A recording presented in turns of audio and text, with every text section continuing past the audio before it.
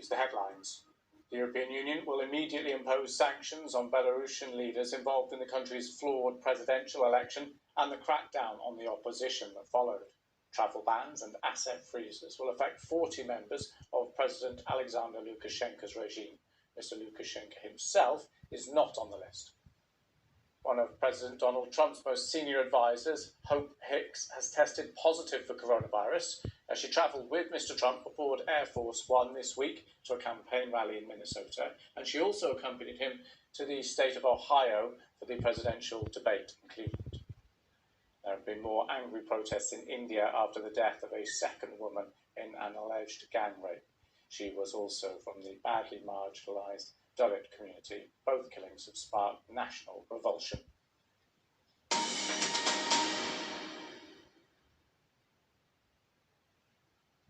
Now on BBC News, the week in Parliament.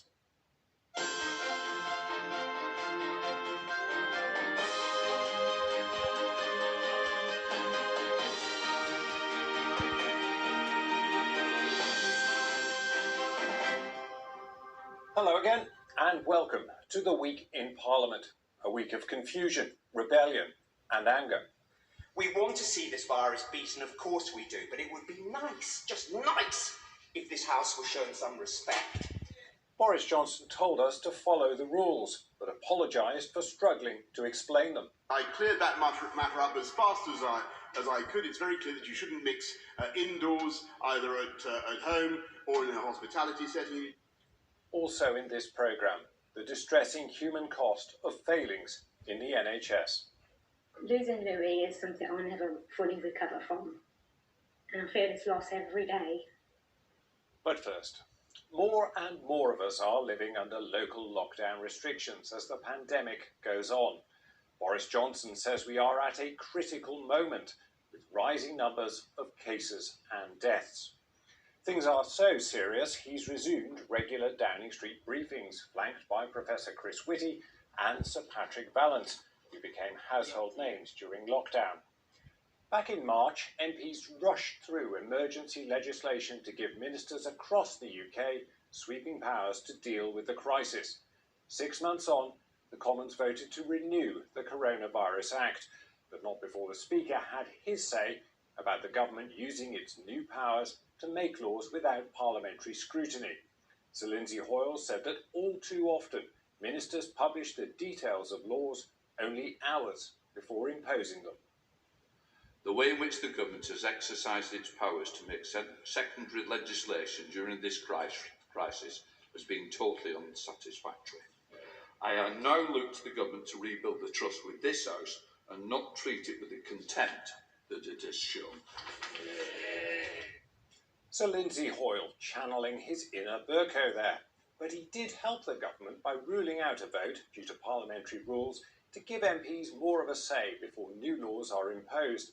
It was a vote the government could well have lost, but with dozens of Conservative MPs in revolt, the Health Secretary beat a hasty retreat and offered a concession during the 90-minute debate to renew that Coronavirus Act. Today I can confirm to the House that for significant national measures, with effect in the whole of England or UK-wide, we will consult Parliament. Wherever possible, we will hold votes before such regulations come into force. But of course, responding to the virus means that the government must act with speed when required, and we cannot hold up urgent regulations which are needed to control the virus and save lives. Labour said that with a heavy heart, they would not block the renewal of the Act. But today, we say to the government that things cannot go on as they are. The incredible efforts of the British people have not been matched with competence and grip by the UK government. Announcements about measures made overnight, with no proper notice and no proper power of review. Government ministers on national media with absolutely no idea of what the rules are. The public are being let down on a grand scale. But one Labour MP didn't think much of the government's concession. It's not worth the paper it's not been written on. We'd like to see something in writing about what this consultation with this House will really look like. Well, My old friend is absolutely right, and I think the lesson with promises from this government is you always need it in writing, and even then it isn't necessarily delivered. I've got to say, Minister, as I've listened to what you've said, I'm not convinced that we're going to see that effect of scrutiny. Because, if I heard you right, first of all, it would only be for matters which are significant. Now, who will make the judgment as to whether the issue is significant? Well, frankly, it's nothing more than a gentleman's agreement. Mr. Speaker, this Act in its current form allows clumsy and asymmetric authoritarianism. Powers to restrict mass gatherings might well have been necessary, but broad police powers under Schedule 21 to detain potentially infectious people have led to unlawful prosecutions 100% of the time. The leader of the Tory revolt, who acts as the shop steward for the party's MPs, was satisfied.